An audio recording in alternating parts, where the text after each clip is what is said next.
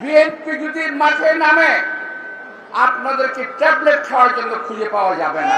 আপনারা বারবার চেষ্টা করেছেন 1947 সাল থেকে, সেই সময়ের স্বাধীনতা আন্দোলন আপনারা করেন নাই, জনগণের বিরুদ্ধে গিয়েছেন। 71 সালে জনগণের বিরুদ্ধে গিয়েছেন, এখনো জনগণের বিরুদ্ধে যাওয়ার চেষ্টা করছেন।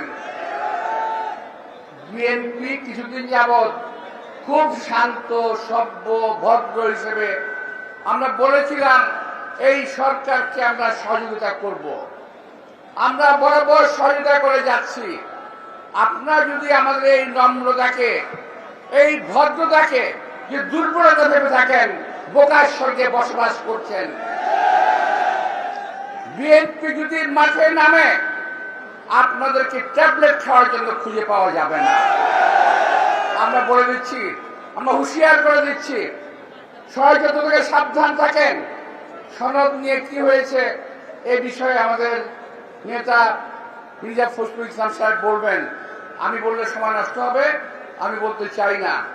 অনেকে লম্বা লম্বা কথা বলতে সনদ নিয়ে, আমরা বারবার এটাকে মানতে চেয়েছি, কিন্তু আপনারা একটা না একটা খুঁত ধরছেন এবং এটাকে নষ্ট করার চেষ্টা করছেন। এই সমস্ত অপকর্ম বাদ দেন।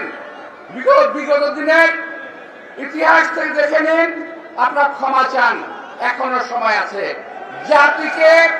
জাতিকে আর বিভ্রান্ত করার চেষ্টা করবেন না। আপনাদের সবাইকে আন্তরিক ধন্যবাদ এবং শুভেচ্ছা জানিয়ে